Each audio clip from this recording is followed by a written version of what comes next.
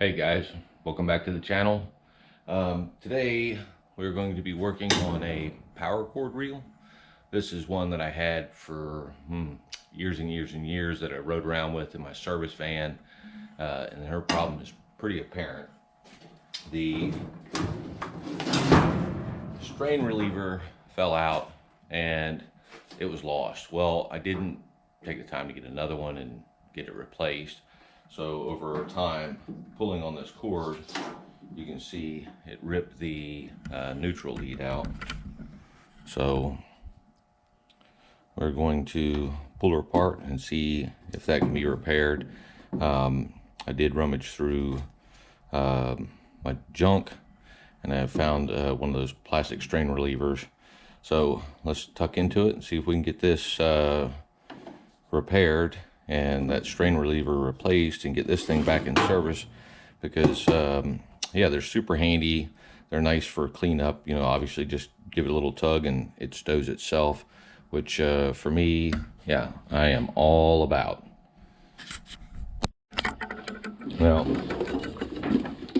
I've never opened one of these up, so I'm not sure what we're getting into as far as obviously there's going to be some type of clock spring in here in order to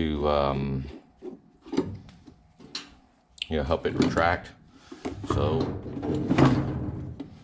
this thing has been sitting idle for a long time, and yeah, it's, you know, high time I get it either fixed or, you know, give it out to the recycle guy.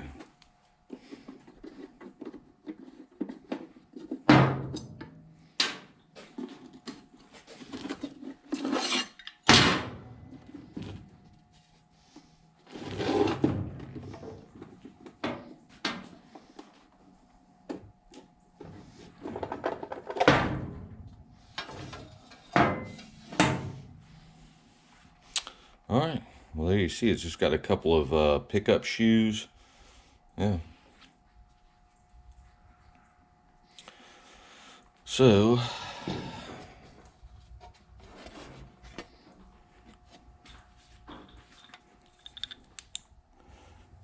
you can see that neutral lead used to be connected right there, and obviously from strain, you know, it's pulled out. Now this piece is riveted in, so we're gonna drill that rivet out and go from there. Let's just see what we can figure out.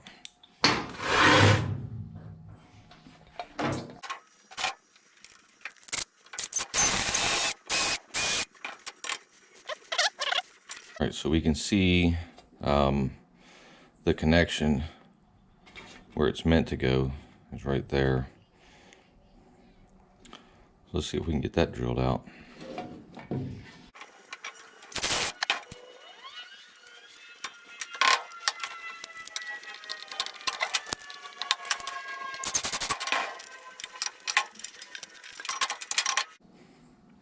All right, let me grab some wire strippers and some ring collars and a rivet tool.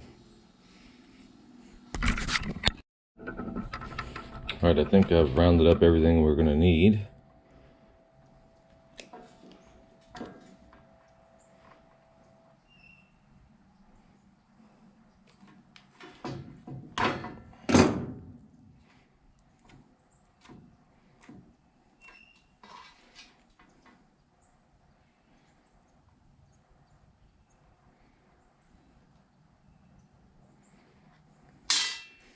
There's some little tags on the end I want to clean off of there.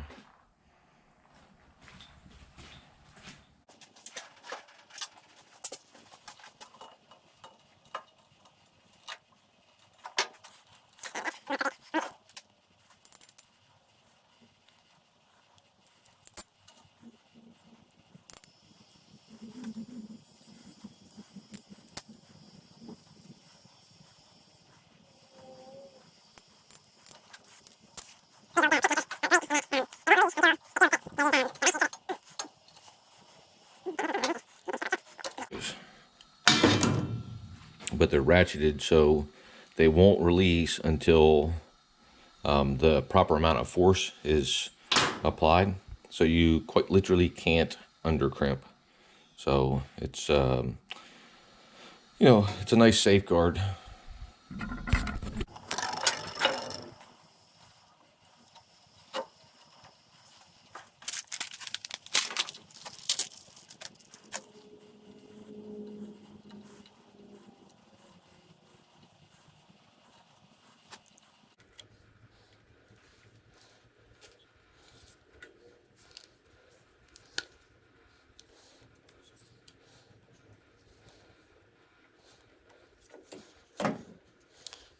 Let's see.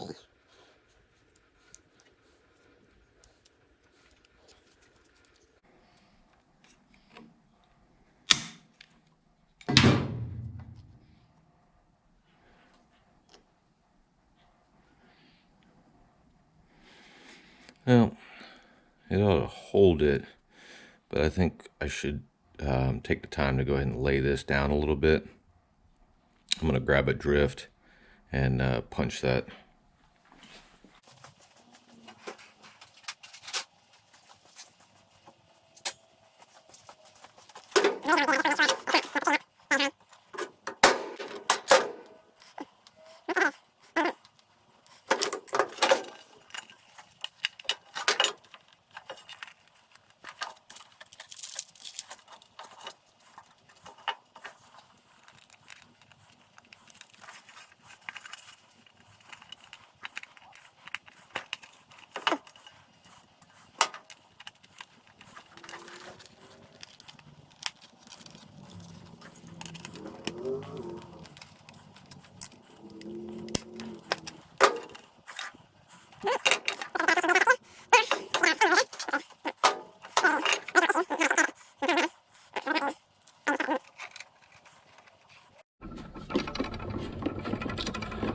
I just realized too that in addition to the strain reliever,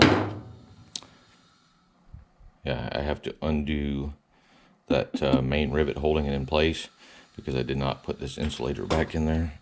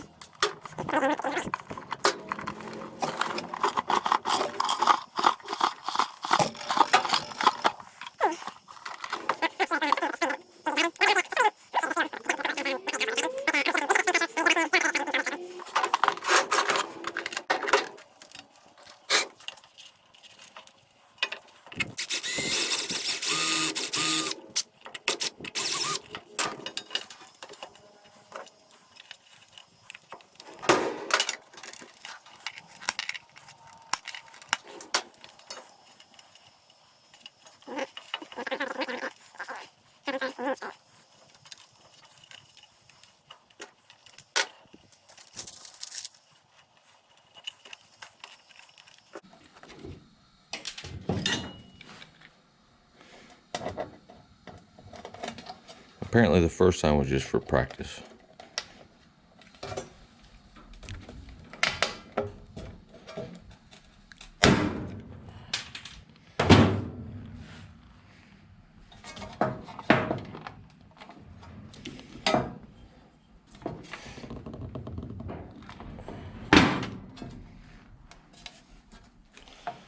Now,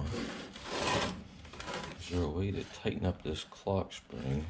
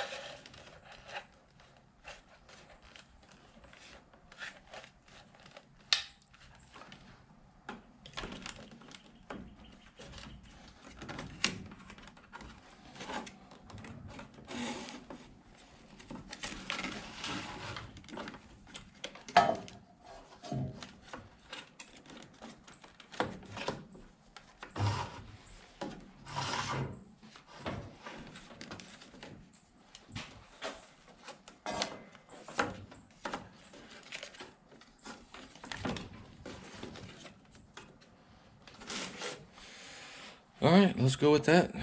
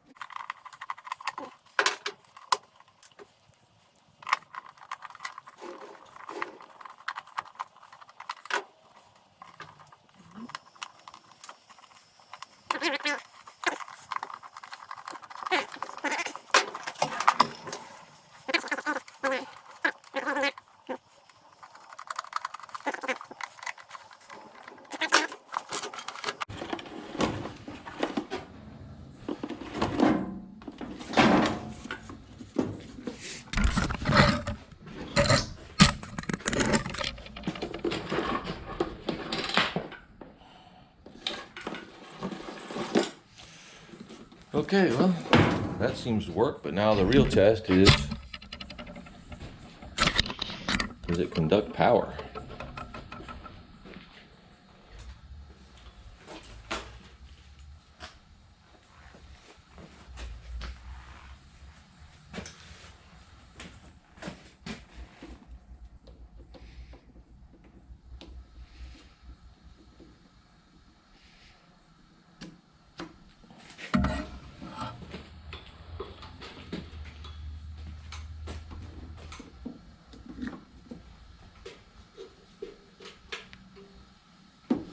Well, there you have it.